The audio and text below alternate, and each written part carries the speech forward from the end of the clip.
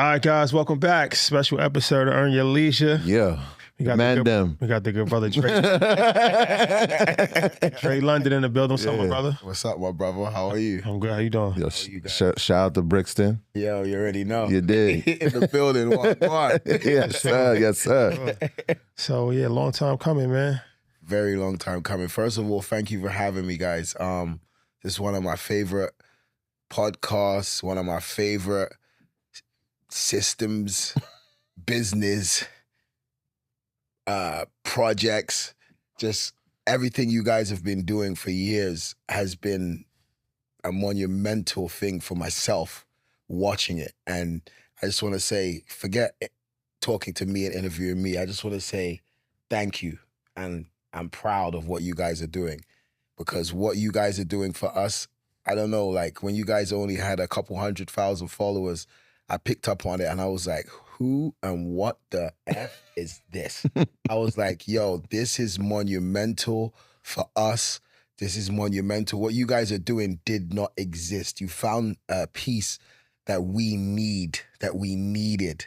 And the way you guys break down financial, the way you guys break down business, the way you guys break down every single thing, I just want to say before we even get going, thank you. Give yourselves a round of applause. Love. Appreciate what it. you guys have done is monumental, and I love it. Appreciate that, my brother. Yeah. Anyone I could tell, I tell about this. Yeah. Anyone, yo, Earn Your Leisure, go follow them. Yo, Earn Your Leisure, watch the movement, Earn Your Leisure, because no one today is doing anything what you guys are doing for us, and you're breaking it down in layman's terms, if that makes sense. You're breaking it down in such a way that it's like 101 for dummies.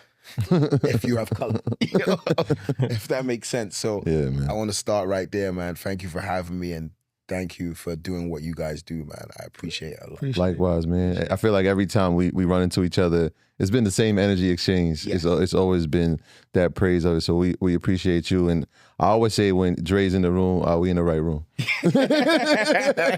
We in the right room.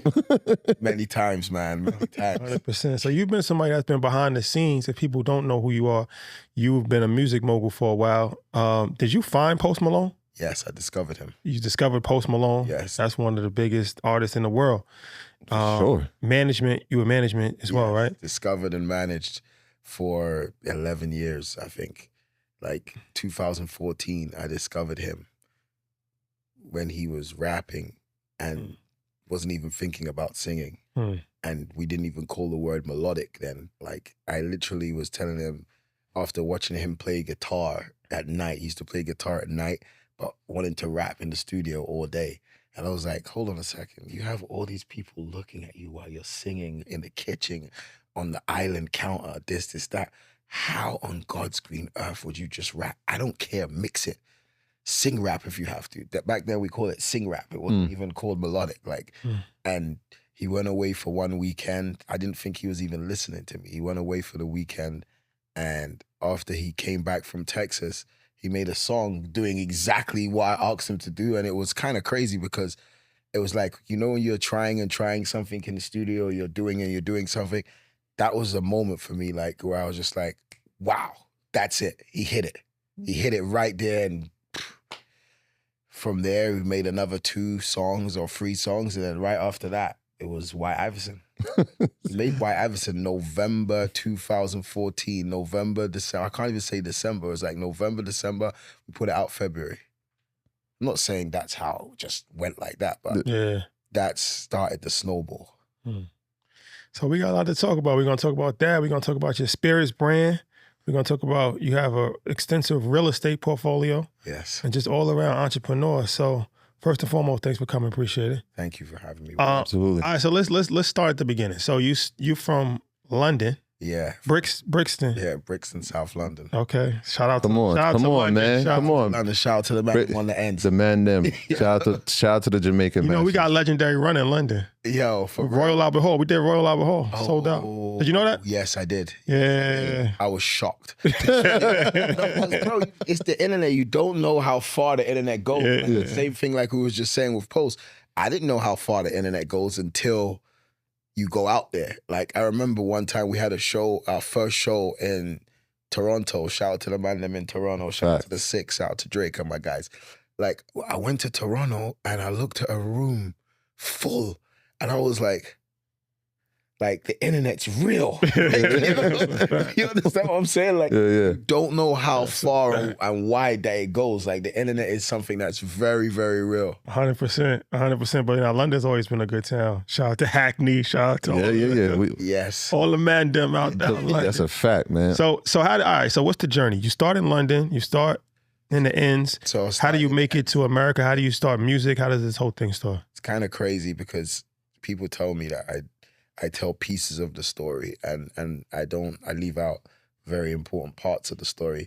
But I'm gonna there's no better place to put it like this and no better place to tell it like raw. And I started in Brixton, South London, and everything started with the hustle.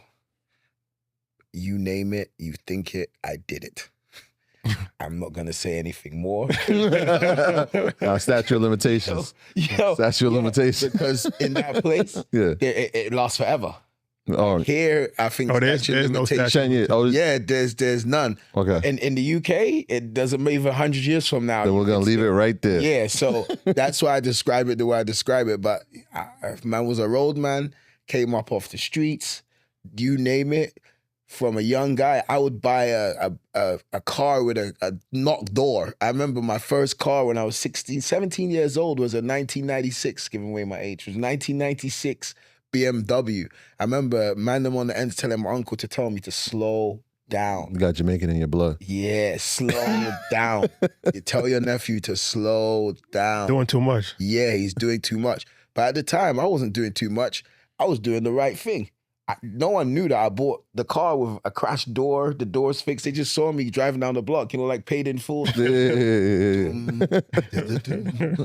No one really looked at it like, they just looked at it like this guy is doing too much too early and tell him to slow down, which makes me want to talk about something like a little later that just gave me a thing in my mind with like, how do you guys deal with the family situation? Like I know you guys now, like, where you're coming from. I don't know enough of the story, but like, how do you deal with that situation when you start getting really big? Your family, like your kids or like your extended family, like extended family, cousins and stuff like that? Yeah, like your cousins, your uncles, your this, your that.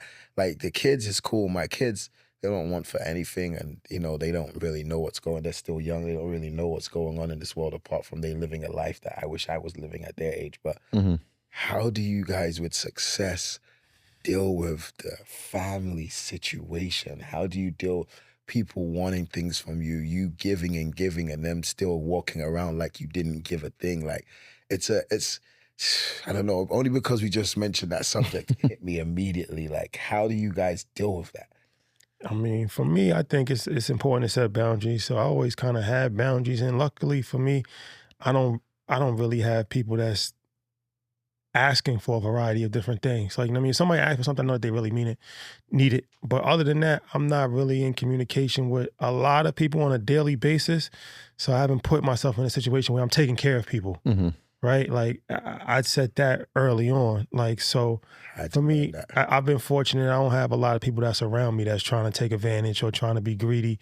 And if I do see somebody has that level of characteristics, then we gotta separate early because that's not sustainable long term. I think it's very similar. We've been blessed in that nature where it hasn't been too many people that's been around us that are trying to take. I didn't grow up with a large family, so like my friends, all the people I speak to on a daily basis, and then my friends are who we created the business with. So we talking about that regardless. And so I think the biggest ask that I tend to get is information, which I think is more important because information can lead to opportunities. It could lead to networking, and that doesn't take much from me because we give information every day. Like we give it out on our show, we give it out on Mondays when people see us. We do speaking events. We giving out information all the time, and so that seems to be the most important currency that people will ask for. Yeah, it became a issue, like, because obviously I like what you guys said, and I had to start doing what you guys do and like just cut, use the scissors, stop looking back. As one of my guys say, keep looking forward, because every time you look back, all you're doing is holding yourself back.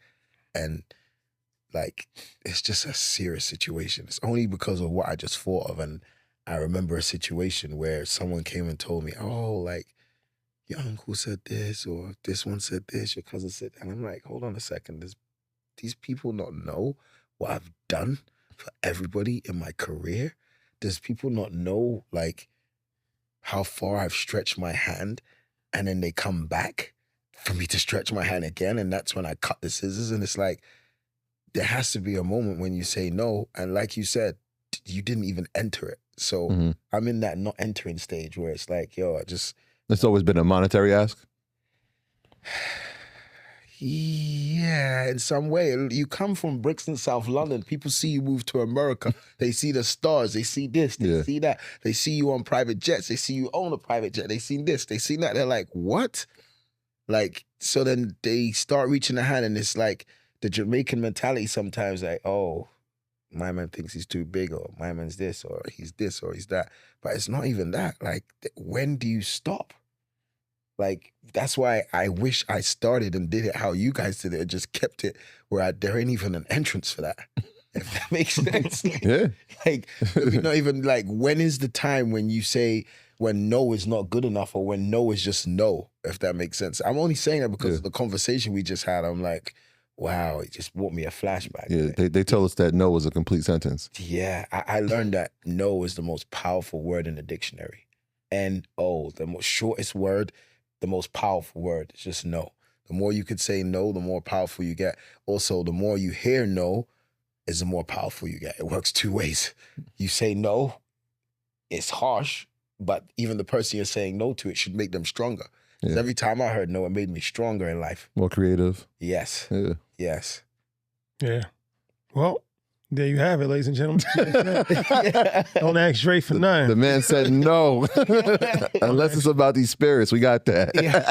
Unless it's about Don Londres or growing the brand or growing the business even stronger, like, no means no. Like, there's No nothing we means can no. do. The only yes you could have is you can find Don Londres in a store near you.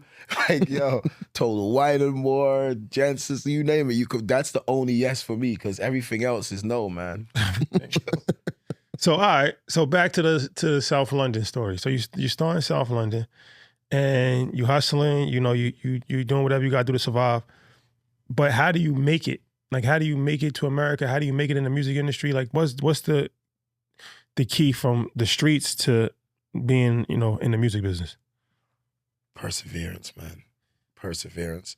You got to visualize it. You got to really believe it. Like, I remember how much people thought from England to America, this guy's a dreamer.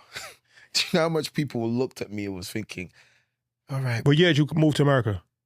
2008. You just said, I'm just come to America? Yeah, it got to a stage where I was watching and seeing a ceiling. Shout out to the artists in the UK that's killing it right now. From your Skeptas, my brother, Central C, to that back then we didn't really had that. You had grime, you had garage, you had like there wasn't a hip hop scene in the UK. Detour. Explain to the audience that doesn't know, because I recently got educated. I saw Gigs had posted it and I didn't know the difference between grime and, so there's drill, there's grime, and then there's rap. Yes.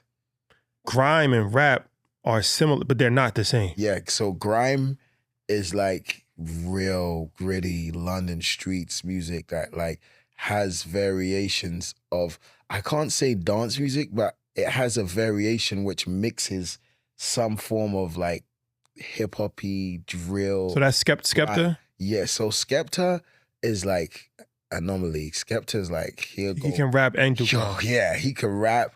He could do grime. Give Skepta any beat and he's eating it for breakfast.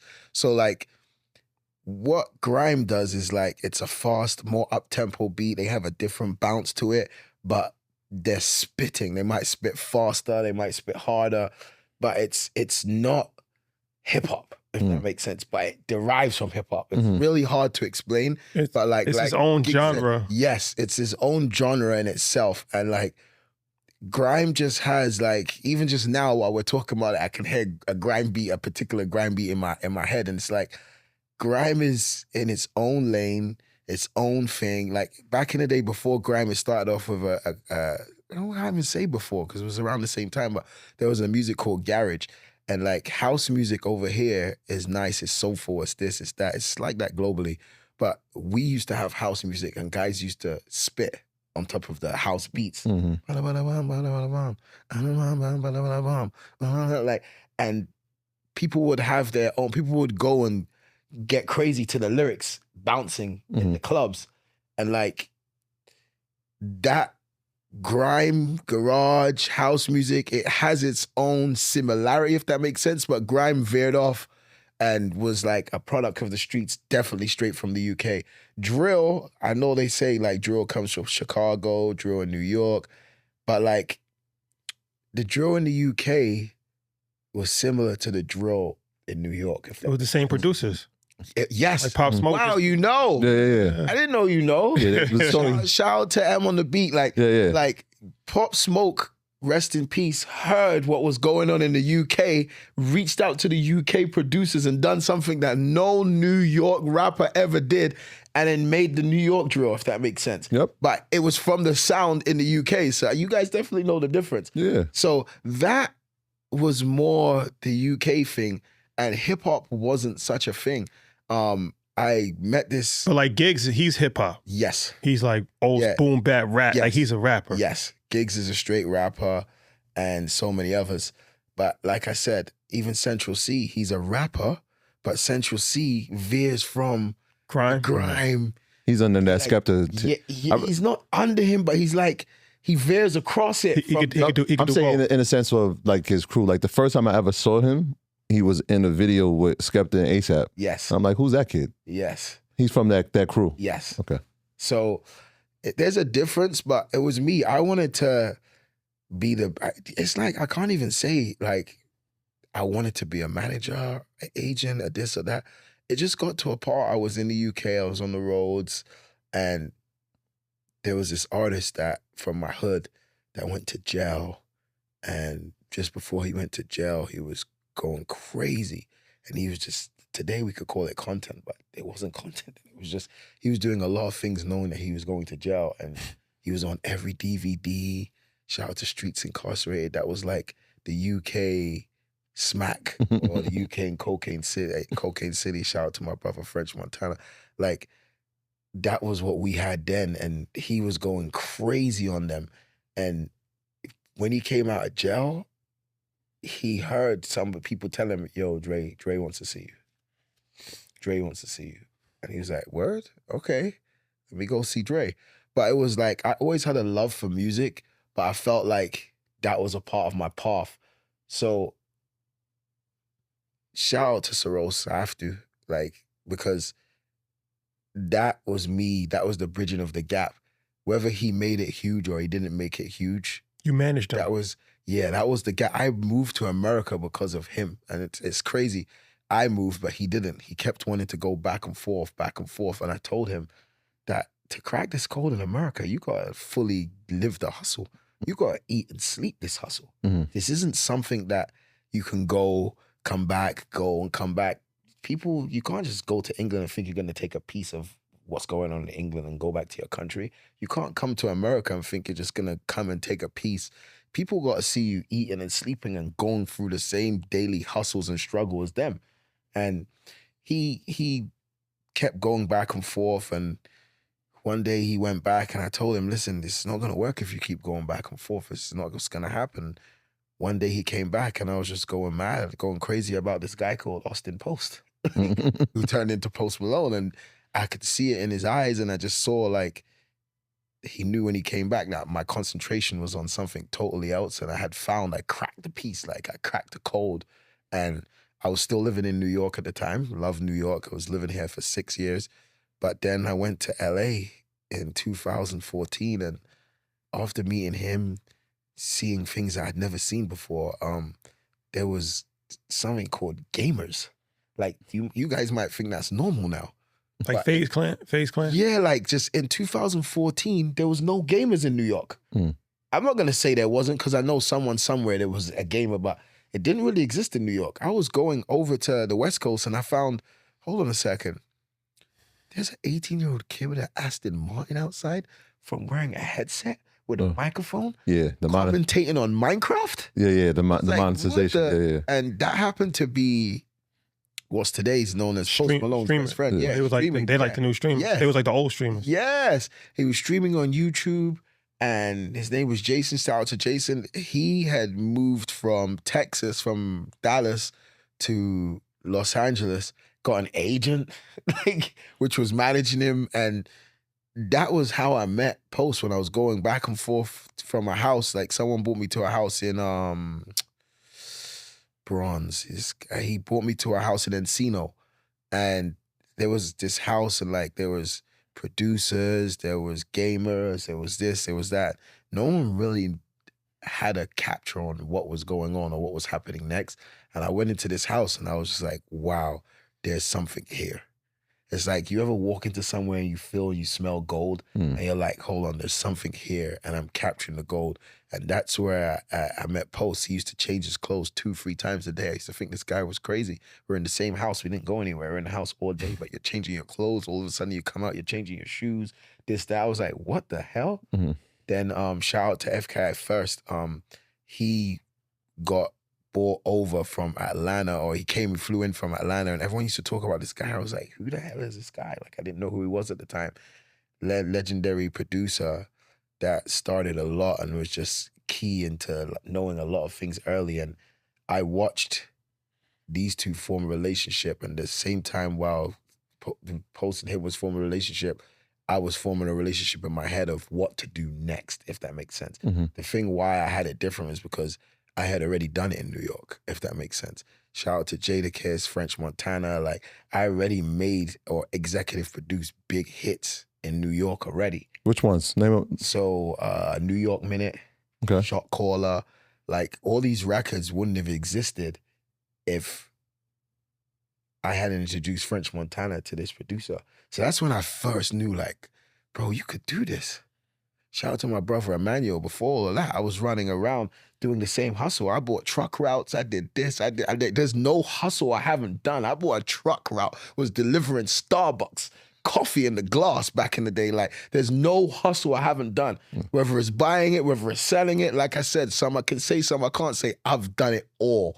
So by the time I had met French Montana, and that was like very crazy in New York, no one even knew who he was. No one. I remember in the barbershop, because I'd moved from New York to New Jersey to just Edgewater, up the hill from Edgewater, New Jersey. And people in the barbershop was kind of laughing at me, bro. Because it was like, this guy's taking advantage of Dre. Dre's letting this guy sleep in his couch, this, that, blah, blah, blah. He used to talk a lot of shit. French Montana? Yeah, and it's crazy today. Oh, he lived with you? He didn't live with me. He would stay. But if you'd see in a few of his interviews, like, shout out to Nori, like, he said in an interview, like, I used to sleep on Dre's couch. And people thought I was crazy at the time, but I knew he was going to be big. I knew you have to be able to see things before you had a vision. Yeah, and I had a vision and an ear that no one could take away from me. The $1 billion ears today is like what everyone's now looking at me is like, yo, I go and see French. We're in the studio. He's like, yo, go in that book of Eli, man. Go in that book of Eli. Bring me something, bro. Take out something. Like, people in the barbershop would laugh because they're like, this guy, what's he doing? But now the people in the barbershop, like, schedule my appointment, please. Yeah, and that was a part of the journey. Leaving from the UK, moving to New York. I wouldn't say I discovered a French Montana because Garby and these other big guys was around him before, but I had a lot to do with his career. And also he had a lot to do with my career because I was watching him and Max B. The first time I ever saw him making it clap was in my living room. I never seen nothing like that in my living room on River Road, Edgewater, like back in them days. Welcome to America. I was seeing things. That was my real welcome to America. Like, I was seeing things in the living room. But I was like, oh shit. Private show. Yeah. Like, I was seeing real stuff from then, but they didn't know. And I know Max B's coming out in a couple of months, like which a couple weeks. Yeah. He comes out on French's birthday. How crazy is that? Oh, really? Yeah. His release day is on French Montana's birthday. But like, I was learning and watching the game back then. And that's what I feel helped me, schooled me into the game, because it was DVDs then. Yeah. These guys I watched French going to distributors for DVDs. It wasn't even, he wasn't even having, there was no DSPs, he was putting out, spitting bars on his DVD in between the big people who was on the DVD. Like, I remember your Nicki Minaj spitting on the stairs, like Smack Him, Cocaine City. Like, I seen everything. I watched them recording behind the scenes. Like, I was in Max B videos back in the day. Like, I just remember so much that then I was watching him go to distributors and picking up cash for moving DVDs across the country. And I was like, wow. I remember our first trip was like Connecticut and Boston. And I was just like, wow, these guys was going from, this was before the internet. I'm not saying the internet wasn't there, but hip hop was not so much in the internet era before Worldstar. And they was going up to Boston and these places and selling out these big clubs. And I was like, wow. So that's really like how I learned the game, the New York hustle mixed with the London hustle. And by the time I went to LA, I was ready. Yeah. So this is so now you're in LA, but you're in what is now known like as a content house, I'm assuming. Yes. You see Post, he's rapping. Yes. But at any point are you thinking like this is a risk, right? This is white rapper at the time. You don't have him doing melodic yet. No, correct. When the world gets introduced to him, is white Iverson.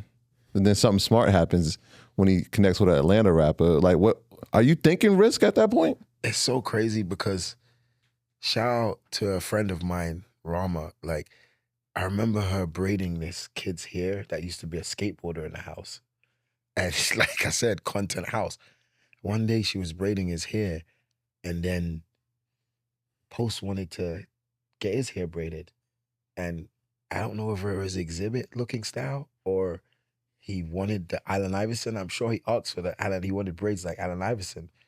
He went from wanting braids like Allen Iverson to one day being in the studio making a song called White Iverson.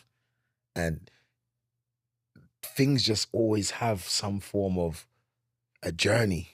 And it went from someone I knew and known for years coming in the house and braiding this kid's hair to braiding Post's hair to him saying he's the White Iverson and then making that song. And in February, I was putting it out, and shout out to Fat Man Key, Mac Miller, rest in peace, Wiz Khalifa. Mm-hmm. These people heard this song and just started tweeting it. It was like how great this song was. And radio was telling me that, like, not radio, but like the internet started to pick up on the buzz. And I remember starting to go and pump it towards radio. And they're like, this will never be played on radio. It's not the style. It doesn't suit this. It doesn't suit that. 4 to 6 months later, I remember A$AP Rocky asking me why I waited so long. Why you made us wait 4 months for a video? Like, we wanted to see it, but it was actually a part of the routine back then. Like, why just put out a video for everybody? Now, content is different, but I wanted people to gravitate to his Instagram because he only had 600 followers before White Iverson. And I was to build that and make people go to see his socials. Yeah. And the more people that went to his socials was the more people that was fascinated with this guy's look. Like, you have to think about it. You're the black guy with an English accent walking in rooms with a white guy with Allen Iverson braids and gold teeth. And I'm telling them he's going to be the biggest thing in the world. People look to me like I was fucking crazy. People, we're going to listen to this British-speaking fucking black bloke. And he's going to tell us this guy is going to be the biggest thing in hip-hop and music, full stop. And I'm like, oh, and he knows how to play the guitar. They looked at me like I was crazy. So it went from that to like nonstop just snowballing that one record, putting other records, Too Young and some other records together and just really going out on my backpack. I remember South by Southwest, he had 4 shows booked. We did 14 shows in 4 days. I hustled. I took the same hustle. Great, like that's why I like that you asked that question earlier. I took that same hustle from the streets of never saying no to, or never taking no. Sorry, remember I told you no is a good thing. Everyone who told me no, thank you. Like I really thank you today because that no was what got me stronger. Yeah. And I took that hustle and nonstop, like a basketball player bouncing the ball, they're born with it. That was my hustle. I was born bouncing that ball. You couldn't tell me no. I was going to kick off the door whether you liked it or not. And shit just kept going and kept going, and I took it to the next level. What was the bigger moment? Obviously, you have White Iverson, which introduces us to the sound. And at first, I never even thought about what does this person look like. I was like, yo, this sounds. It felt like in a Wiz Khalifa vein. It felt like that type of flow. And then we're like, oh, it's a white dude that's doing that. Bigger moment, having that go or having Rockstar following? Because it's like, yeah, you did this one, but now you've done it twice. Yeah, so the album took a long time to come out. I can't remember. There was a lot of little things going on in the background, bidding wars, this, that, label wanted him. And we put out a mixtape called August 26th. Tiger even said to me years ago, was like, bro, that's how I heard him. That was a turning point when I believed that he could really do it. But we put out the album in December, and everyone knows how dangerous December is. December 9th, we put out the album, and by January, no one was really thinking about him. And I remember going and spending my own bread to make a video for the song called Congratulations. Oh. So that's another, okay, yeah. That's what happened. I remember taking out 10, 15 grand out of my own pocket to go and shoot the video myself. I didn't wait on the label. I went and shot Congratulations, shot the best video we could, and that was more the turning point. Congratulations went crazy, and it was because months was passing, the song was growing, like White Iverson, there was a snowball, and then schools was graduating. And I'll never forget one day I was watching the news. Good timing. Yeah, and there was a black school, and they said that the kids in the school the whole class wasn't going to graduate, or they was stick for failure. And everyone was jumping up and down, cheering on the news. And it was like this class in DC or something like that, or Baltimore. And everyone was jumping up and down, cheering. And they were singing Congratulations. And I'll never forget it. In my head, I was like, bing, bing, bing. We have the song to thank God, to thank any moment that you're going through in life. So that was like morely the turning point, because Congratulations was his first top 10. It didn't go to number 1 on, I think it was his first top 10. But to correct you, to accumulate what you're saying, Rockstar was the one. Rockstar, after Congratulations, after that album, Moving On, I had him here in New York. And I remember crazy, like going to Quad Studios, and Quad Studios is where the thing happened to Tupac back in the days. I'm in Quad Studios, and Christian's there, Diddy's son. I'm like, this is quite weird. I'm in Quad Studios with Christian, and Christian was with this producer called Thank God. And I remember him asking me by the pool table or something, he wanted to play some beats or something. And we just had some fake wannabe producer, I don't know, talking crap in the room. And it was like, we didn't really want anyone coming in the session. But this guy came in with this sound, and immediately Poster started mumbling, Rockstar. I was like, what?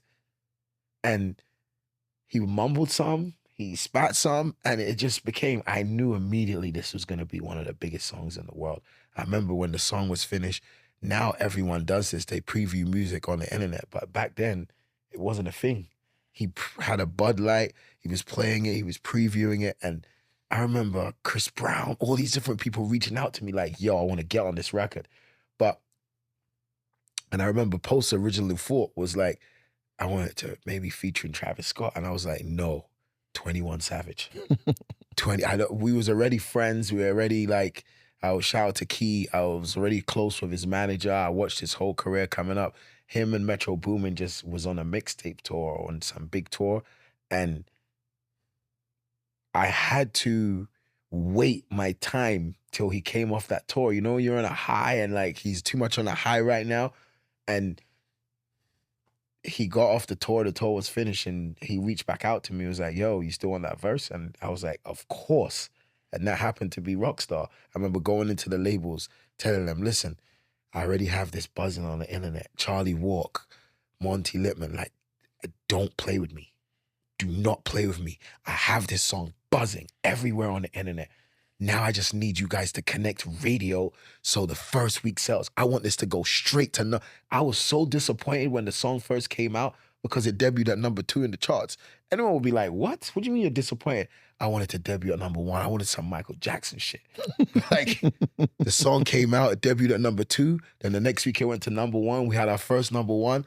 And like you said, it became... Nothing was the same. Yeah, nothing was the same after that, man. Nothing was the same. Let me ask you, what's the role of a manager as far as, like, people hear manager a lot, but from a business standpoint, like, you know, what does that look like as far as making sure the contracts is straight and making sure, like, you actually can get paid the percentage that you got to get paid? And what's the responsibilities that you have to do, like all that type of stuff?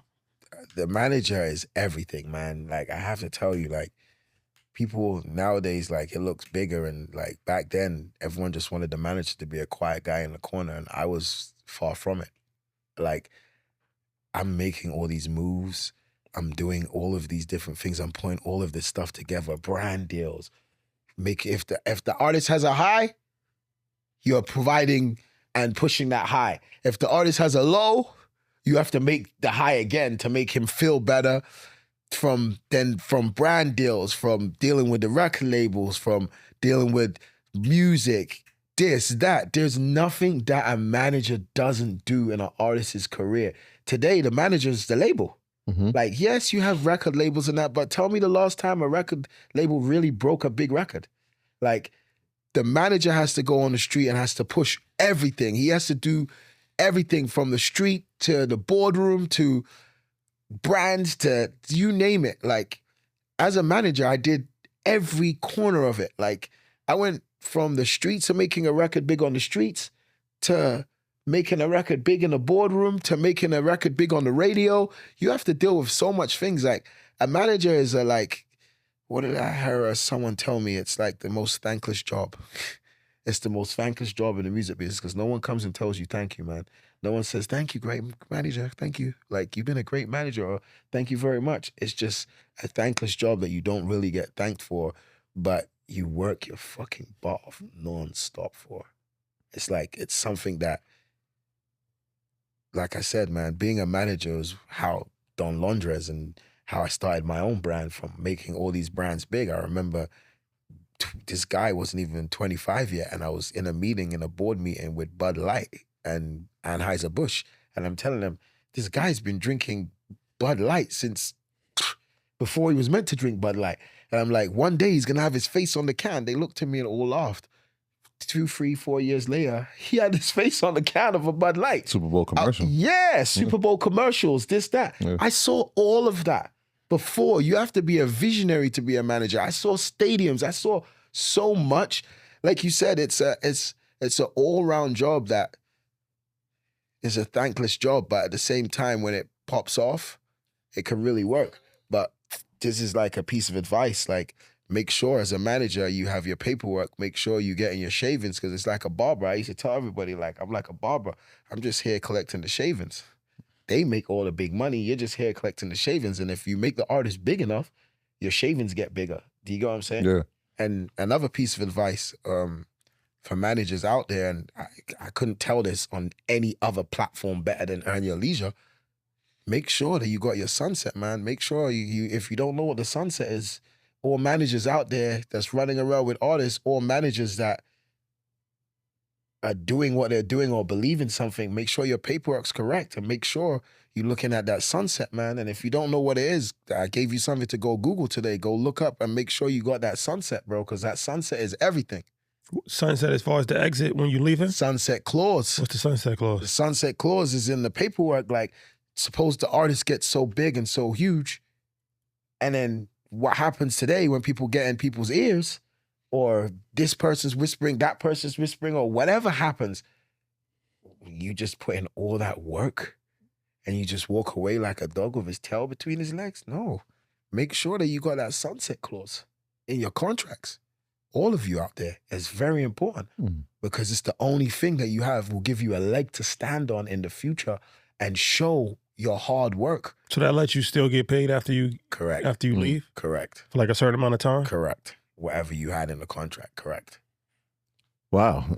So that's good information. I'm looking at this, right? Never told anyone that before. And I can't believe I even just said that. Don't worry. Sitting over there is like, wow, I can't believe he's talking like this. But this is real. I need to help my brothers and sisters to actually know what you're getting into when you're doing this stuff. Like he said, did people look at me crazy? I made the biggest white artist of today. I remember sitting down with Jimmy Iovine and Post, and he's like, no, Post, not your Dre, my Dre. I'm like sitting there like, wow, Jimmy Iovine is saying not your Dre, my Dre. And I'm like, hold on, I did what Dr. Dre did with Eminem. I did the same equivalent. Okay, Eminem might rap, but it's the same thing. Being a black guy and bringing and making the top 5 white artists in the world, like, is a huge, huge thing because what I look like, a lot of people didn't want me in those rooms, bro. You did something that his Dre, well, not even his Dre, Dr. Dre didn't do, and that's put out multiple diamond records. Yes. I think at the time, is he number 1 for most diamond singles? Yeah. He's number 1, right? All-time diamond singles. Yes, Sunflower with Sway Lee was the one. The most streamed song of all time. Yeah, that just happened like last month. Went out the window, like, I put that deal together with Sony Pictures. For Spider-Man. Yeah, because it's called Spider-Verse, but to me it was Spider-Man. And that was the first time I watched big money. That was the first time, like you Oxford as a manager, dude, that was the first time I got a chance to use the marketing money of a movie to move a record. What was that like? Like, oh my God. I feel the excitement. Bro, like, right? Like, because I remember going to Universal and I think I went to see Jody Gerson, who's the president of Universal Publishing. I went to a meeting in Universal, and I'm not trying to say I'm this, man. I'm just a humble guy from London, man. I walk into a building and the building starts knowing I'm there. So people start whispering that I'm in the building. And someone calls someone, and someone calls someone, and then all of a sudden, before I leave, there's a call on the desk, and like, Dre, can you stop by my office on your way down? Like, I just want to, and I really, really, really messed with this woman. Like, I really, like, she had a great soul, great spirit.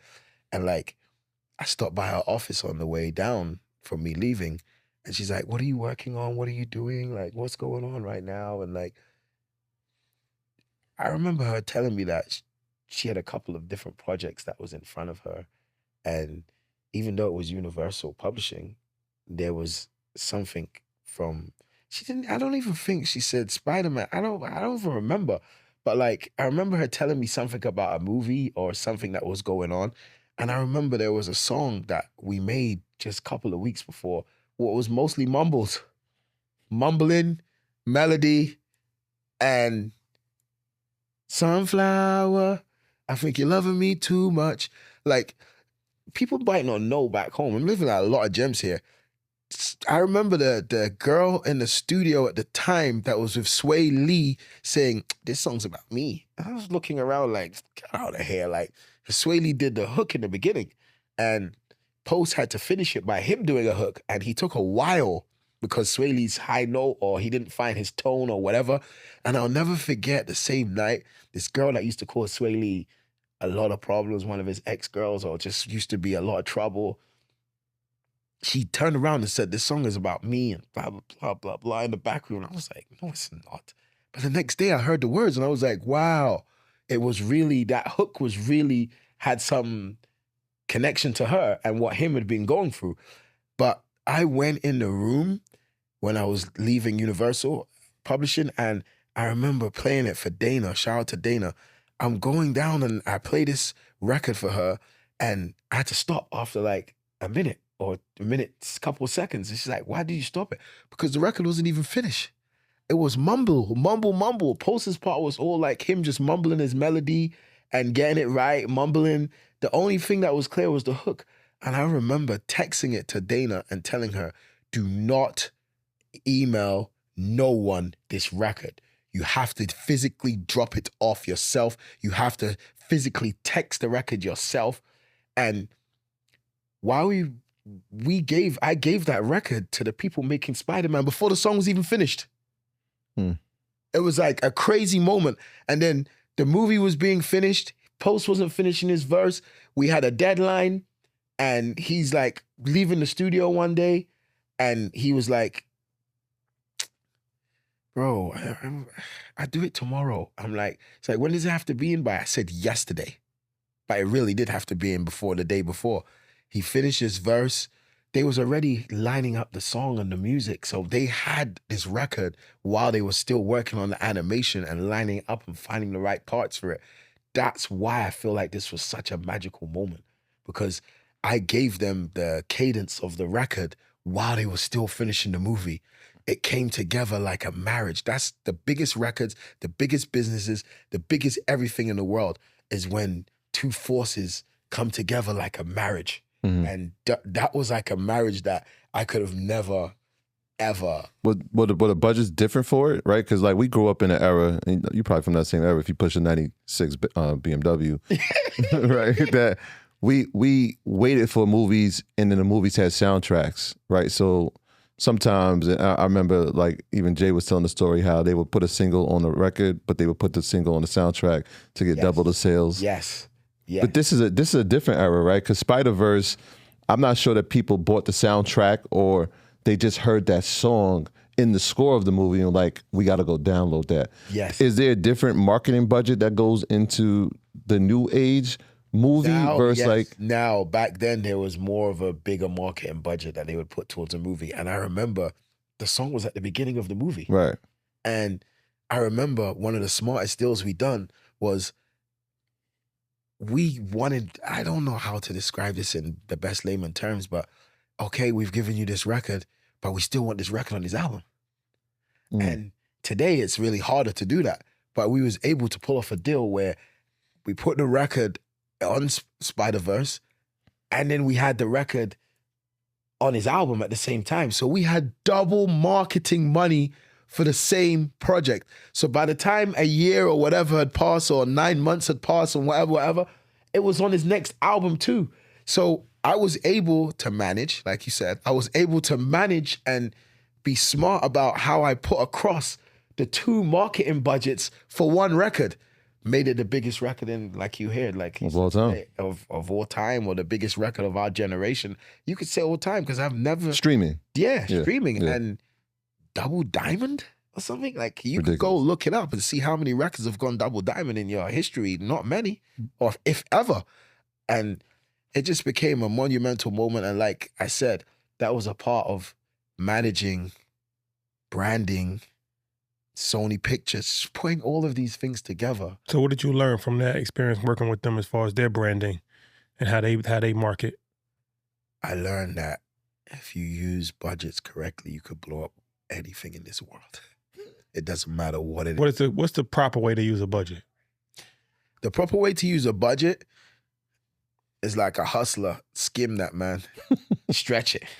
Yo, flip it. Put it in the pot. Do whatever you do, but use the budget as best as you can and stretch it as most as you can and make sure you can get to as many avenues as possible. Today, they call it content. They call it marketing from the internet, from social media, from this, that.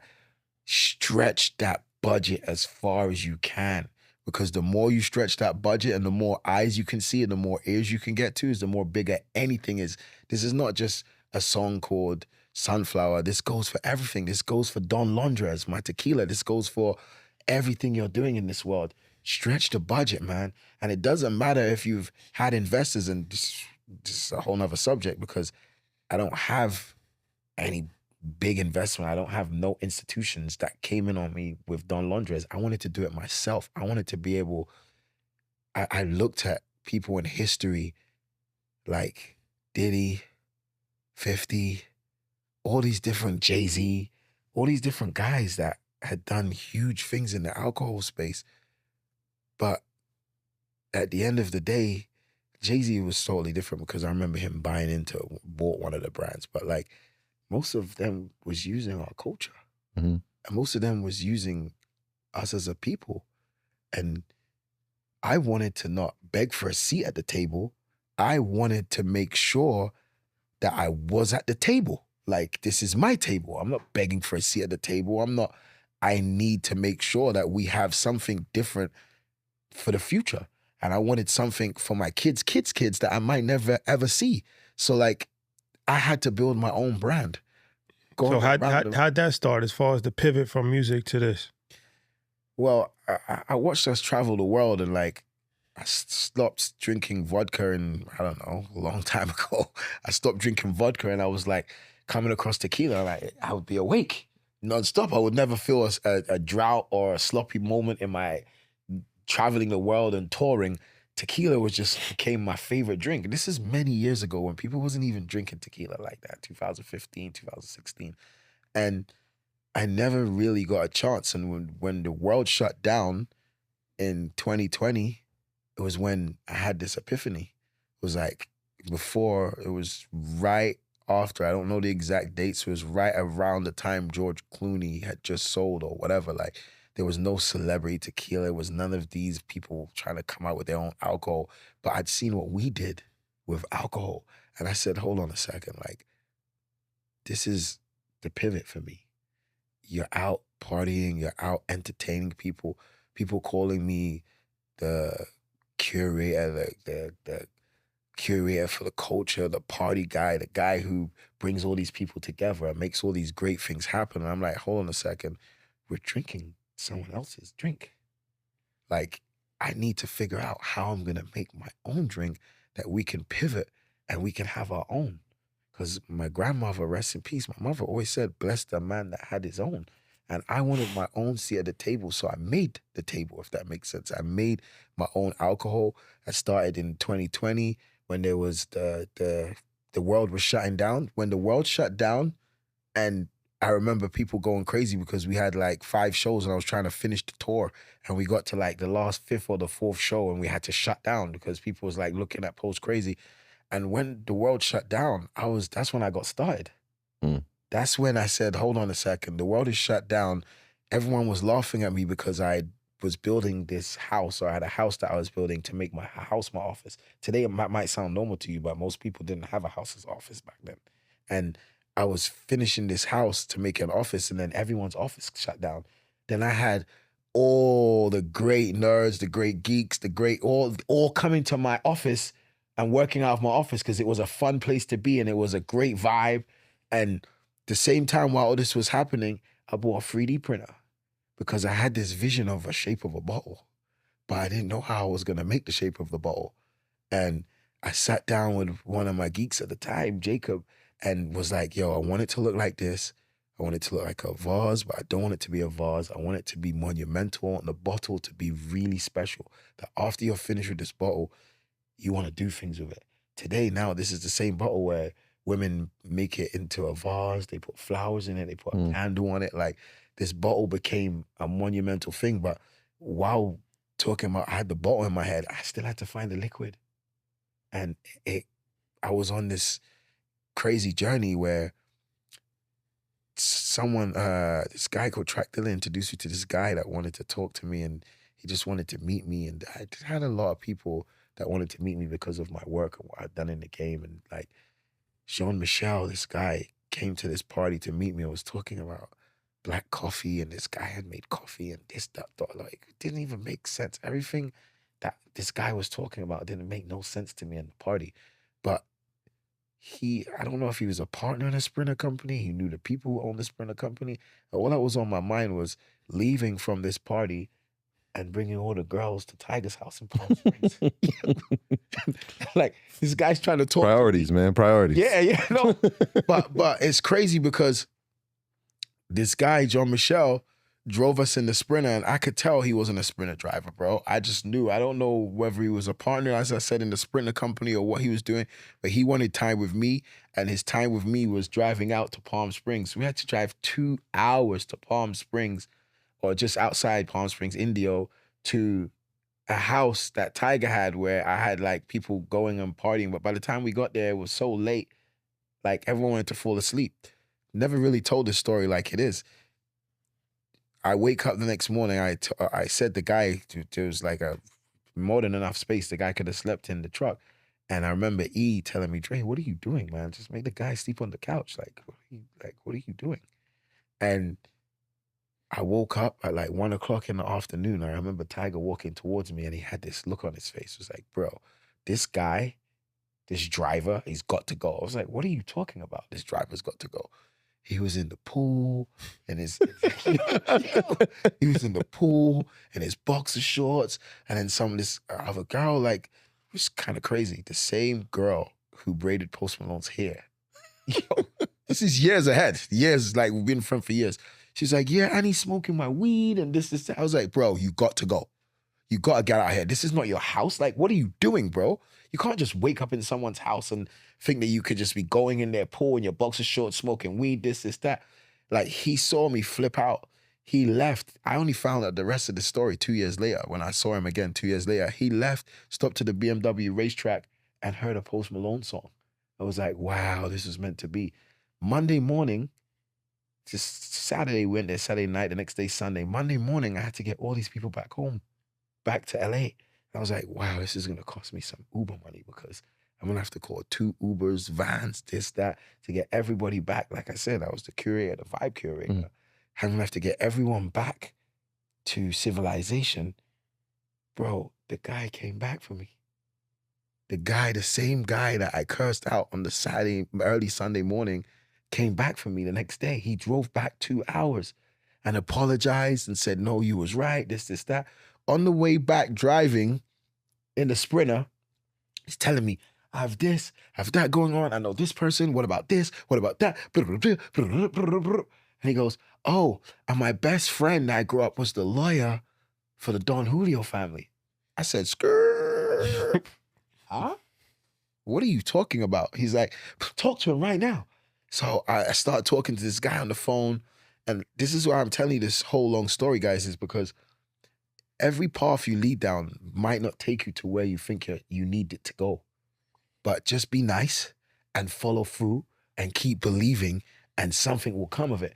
This guy introduced me to the lawyer from the Don Julio family.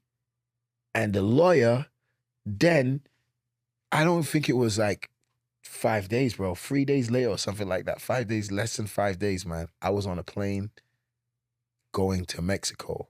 For tequila. To go and look at to go and find the liquid for my tequila. So you partnered with Don Julio? I didn't partner with Don Julio.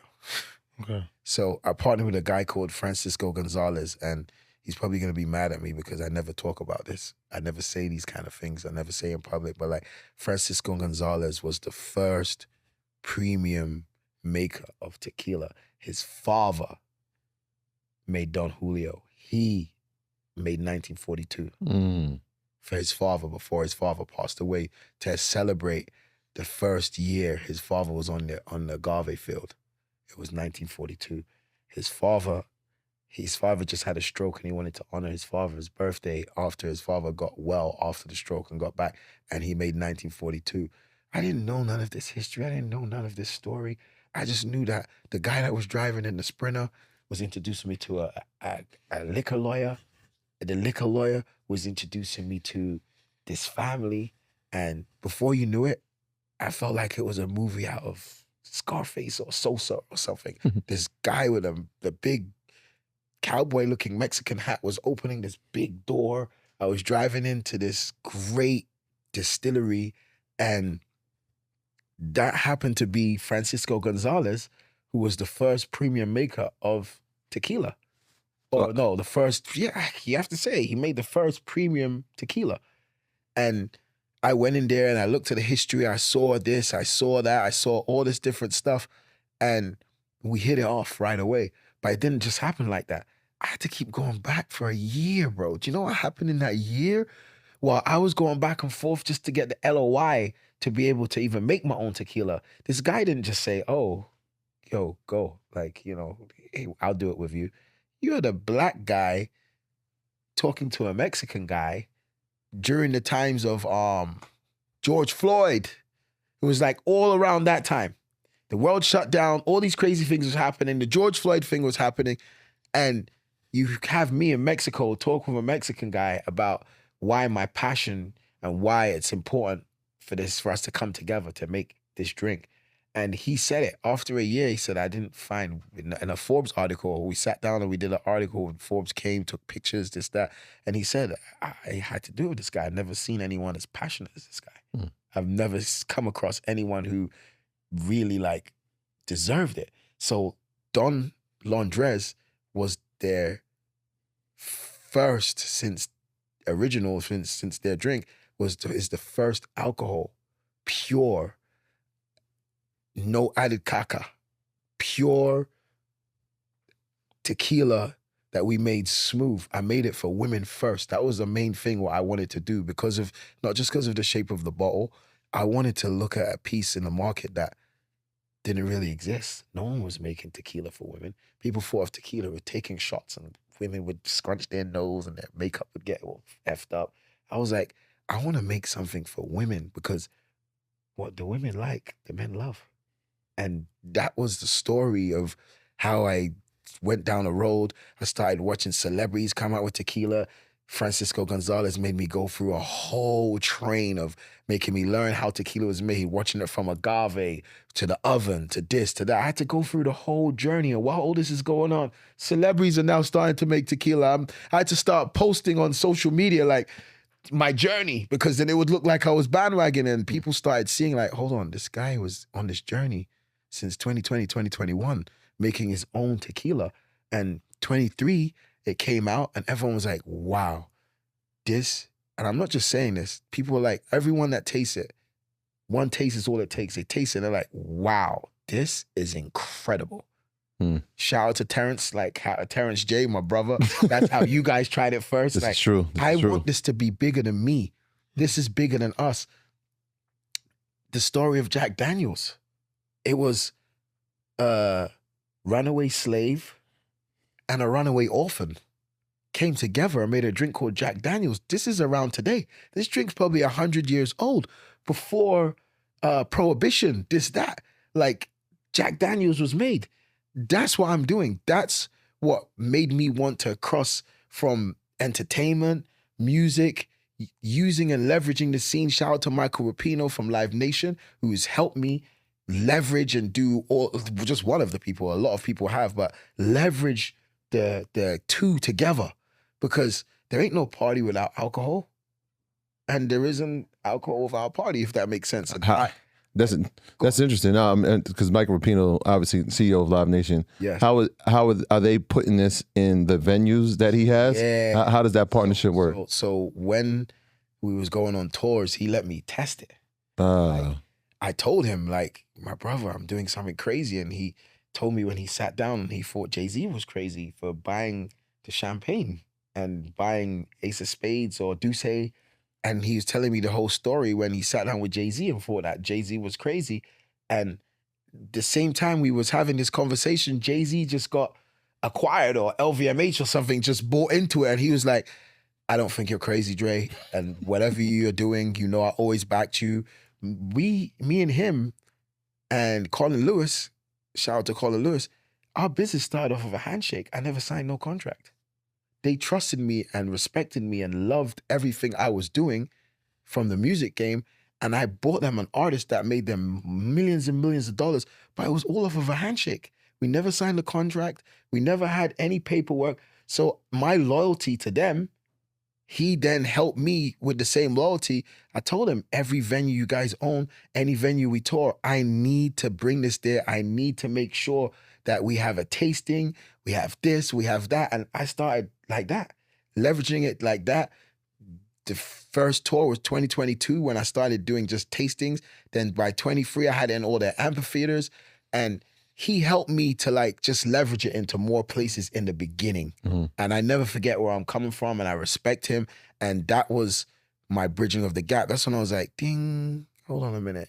You use everything you have from music and entertainment. Every person you know, every person you've ever met needs to try your drink. And as soon as they try it, they're gonna love it. You wake up in the morning with no hangover because there's nothing. But in tequila, you're allowed to add stuff to it. I think it's 2%. Most of these drinks are getting in trouble today. I don't know if you know, I'm not gonna shout them out because they don't deserve it, but there's a lot of people getting in trouble because it's not even 100% agave. How involved in the process are you? Because I'm thinking about, we've had people who've been in the spirits industry getting it distributed, having licenses in each state, and then labeling it, right? Because premium tequila needs to be placed in a certain spot. Correct. How involved in the process are you? Bro, I've been so involved in the process that from start to finish to every day, eating, sleeping, like I've been in every process, to getting the licenses, to going through the interviews, to being able to import it into the country, to going over to my hometown, England, and going through the same licenses and going through the same questioning and getting it to, like, I'm so involved in the process. It's unbelievable. It's like I thank God above that I'm now, like, it's growing to where we've built a hype on it in the States that now people want it in other places. We just got it into Canada now after many years. Now finally it's in Toronto, it's in the UK. I'm now talking to certain distributors and a few big people. I almost gave one away in Dubai and the UAE. I'm talking to Africa because this is us. As soon as people find out, like, hold on, this is genuine and this is coming from a guy that looks like us, they want to support it. And it's just crazy because I'm walking into rooms. You're saying how involved am I? I'm walking into rooms where no one looks like me. I'm going into GSMs, general sales meetings, with a whole room full of people where you might find one Spanish guy, maybe, and one black guy. Or the black guy's light skinned. He ain't even black. I'm not saying he's not black. So don't take that the wrong way. He might not be fully black, but he might be half black, half white, whatever. I'm walking into rooms where no one looks like me, and they're like, okay, entertain me. Tell us about this. Like, and I have to go in there and sell it. The first thing I do when I walk in the room is I tell them, guys, you're probably not going to see someone that looks like me for the rest of the day, or you're not probably going to come across someone that looks like me that's about to sell you alcohol. They start laughing. It breaks the ice. And then I start going into the story of how I made Don Londres. But there's no one that looks like us in this business. I'm so hands-on that I walk in the room and I tell them, tell me the last time you guys saw George Clooney in here. Do you ever see George Clooney selling his alcohol? No, I'm here on the ground looking at you all in your eyes, looking at you right here because I'm believing. I'm not just the founder. I'm every single thing to do with this. And I'm not going to stop until I get that joint. Like now I have companies trying to get involved, trying to invest, trying to I wouldn't say a buyout, but like now I've made so much noise, people are now inquiring about it. And I don't think I would ever sell more than 51% because I'm not here to just sell out. I want this to be something for our next generations. I want to be the Jack Daniels in 100 years where I'm maybe that face on the mantelpiece where my great-great-grandkids or my great-grandkids are looking and they're like wondering, people asking them, how are you guys living so good? And they point at the picture on top of the fireplace. So I'm just a picture on the wall, but that's why I'm doing it. This is all about legacy. We need to do things for our legacy. We need to do things beyond just thinking it's some hip hop or it's some music or we're better than that. We could do so much to leave a legacy and to teach our kids of tomorrow what we're learning today. Because today, like you said earlier, we have the information, bro. We have the info that my grandma, when she came from Jamaica to London after the World War II, my granddad, they were sweeping streets, cleaning up, being bus drivers, this, that. Then my mom being the second generation, they didn't have the information. They were told to go to school, learn your books, and get a good job. That's it. Mm-hmm. But today we have the information. You have your earn, your leisure. You have all these things today where you could go on the platform and learn more for what we need. We need these tools. We need the information. The only thing that's stopping us from being billionaires or being more and more millionaires out here is the one word, information. And I started getting the information, and that was one of the things among other things I'm doing. Like you said, I don't want to say I've lost count. I don't know if I have 12, 14, 15 properties. Like, I don't talk about it enough, but like, I've been building buildings and building houses for a long time. Shout out to what you guys are doing in Africa. Oh my God. Amen. Like Amen. that shit hit my soul. You're building communities. I'm building one in Conyers, just outside of Atlanta, Georgia. Like, I'm building the first solar gated community in Georgia, 40 minutes out of Atlanta. in a place called Conyers where I have 24 acres and I'm building 24 homes. Solar gated community, the first ever in Georgia. Like, we have to do things tomorrow, today, if that makes sense. You're doing it today for the people for tomorrow to learn and see. Like, from that to I have my first movie that I shot during the strike when everyone was striking. I don't know if there's something about me when the chips are against the wall or the things are down, I find a hole. But I always wanted to shoot a movie, and now the movie's about to go into festivals and this and that. The movie's called 86.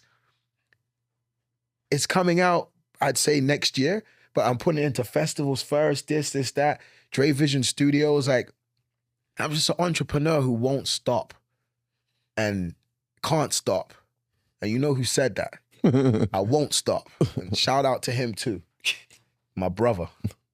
So right now, what's the primary focus for you right now? Real estate, liquor, music?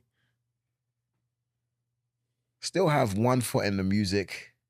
Shout out to Lil Q. I found this great artist, or she found me. Like, how'd that relationship end with you and Post? Did it just end over the course of time? Because that usually always happens. Like, managers, they don't last forever. Everyone says that, man, and it's so true. People talk about it like it's anomaly, like it's just a normal thing. Like, yo, so Post, like, you guys just... No, me and Post never had a falling out, but like you just said, after the course of time, by 10, 11 years, people start getting in people's ears, people this, that. Oh, he has his own tequila now. Oh, he does this, he's doing that. Do you still need him? Blah, blah, blah. Like, I think when Post started veering off into country, I was doing my thing at the same time. And I don't know if you've seen the country rooms, but it's the same thing like when you walk in with alcohol. I don't know if you've seen the country rooms, but whether you like it or not, people are looking at me like, who's this guy in this room? And like, I have so much love for him, and we built something so special together, and he'll always be my brother. But like you said, after a certain amount of years, people start getting in people's ears, people start doing this, you start doing that. And I wouldn't say you grow apart, because we didn't grow apart. I just guess that people was like, oh, he's concentrating on all these other things and less of you. But that's not true. I still had a lot of concentration on him. But at the same time, I gotta build my legacy too. What happened to us? Like, I can't be this glorified babysitter for the rest of my life.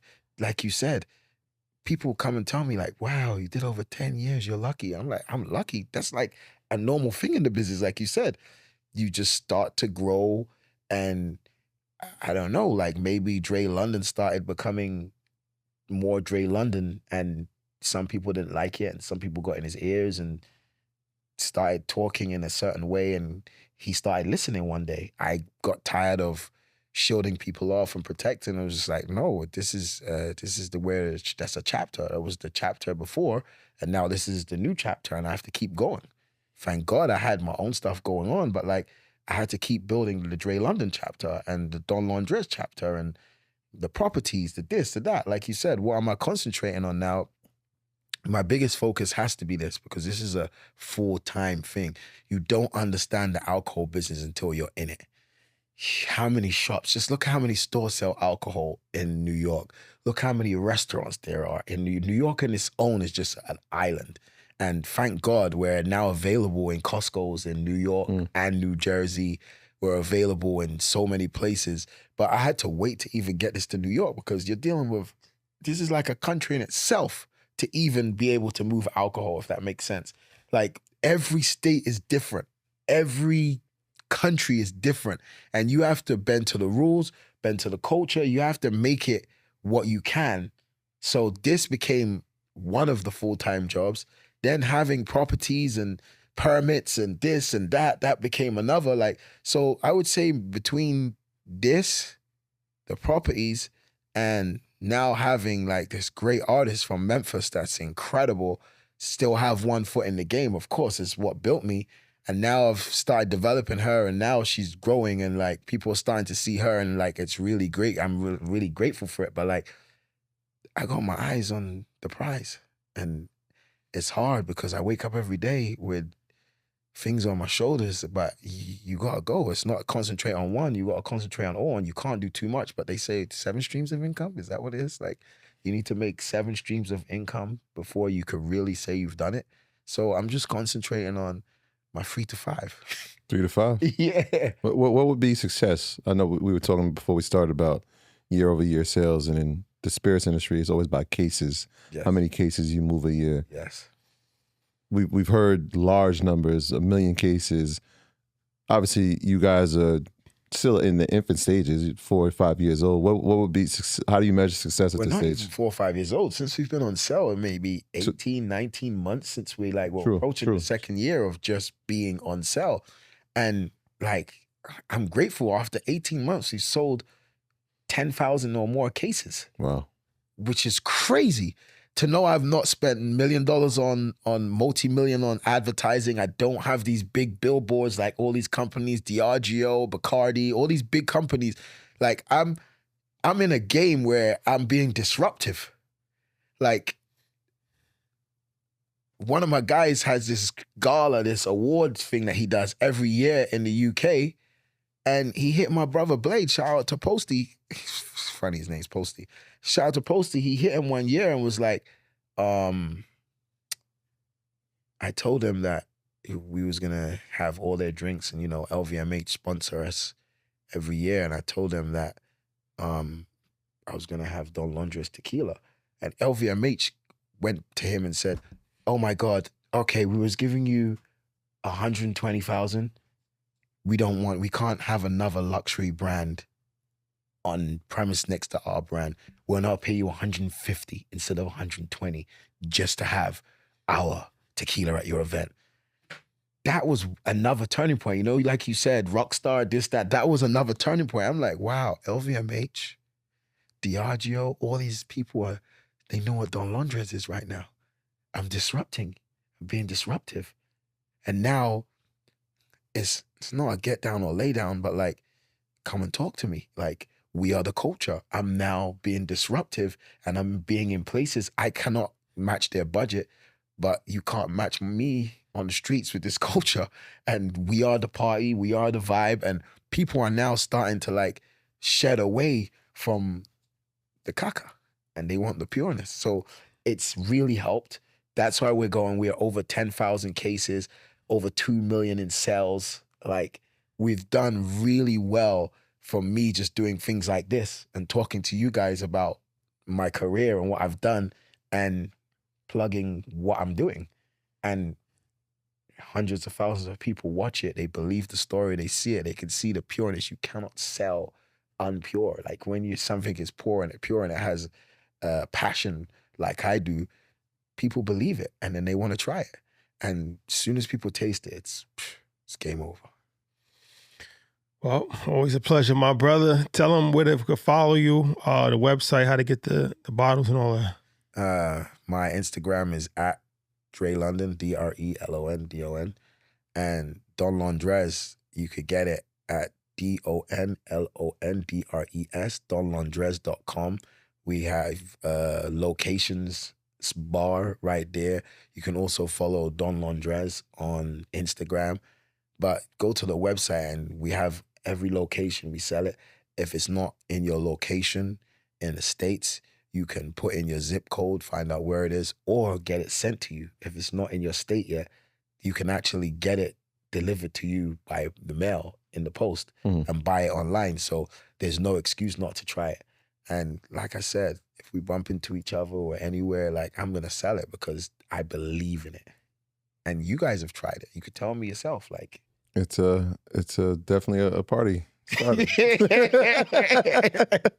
No, smooth, for sure. That's Highly the word recommended. everyone uses, smooth. Highly recommended. Everyone says, the first words they say is like, wow, this is the smoothest, nice, great tasting tequila I've ever had. Like, it's smooth, like nothing you've ever tried. If the girls like it, the guys love it. That's what I'm telling you, man. What the girls like, the men love. That's how you have it. All right, my brother. Appreciate you. Thank you. Thank you guys for rocking with us. We'll see you next week. Peace. Thank you.